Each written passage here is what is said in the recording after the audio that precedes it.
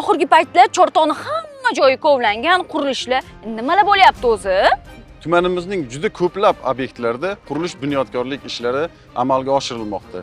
Xo'sh, bu bunyodkorlik ishlaridan nimalar maqsad qilingan? Kelgusida Chortoq qanday qiyofa kasb etadi? Har bir hududda amalga oshirilayotgan bunyodkorlik ishlarini joylardan ko'rsatishni maqsad qilganmiz.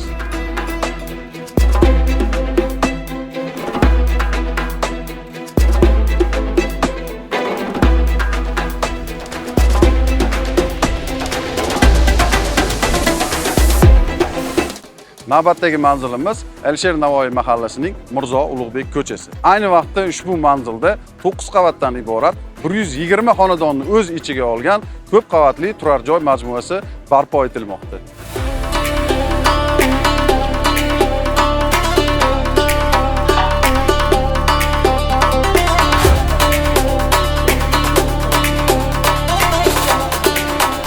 Tumanimizda aholini arzon uy-joy bilan ta'minlash borasida ham tizimli ishlar amalga oshirilmoqda. Xususan, Urugzor mahallasida 7 qavatli 104 xonadondan iborat ko'p qavatli uylar barpo etilmoqda.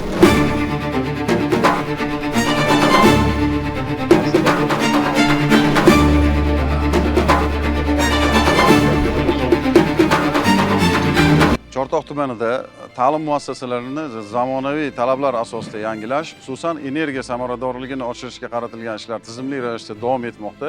Xususan, tumanimizdagi 8-umumiy o'rta ta'lim maktabida ham bu boradagi ishlar, ya'ni mukammal ta'mirlash ishlari amalga oshirilmoqda.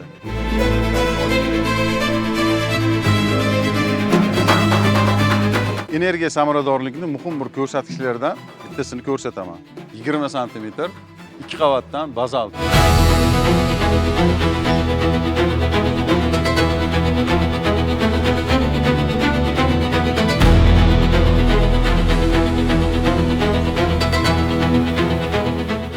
Chortoq tumanida ta'lim muassasalarini zamonaviy texnologiyalar asosida yangilash va energiya samarador texnologiyalarni joriy etish bo'yicha ham tizimli ishlar amalga oshirilmoqda.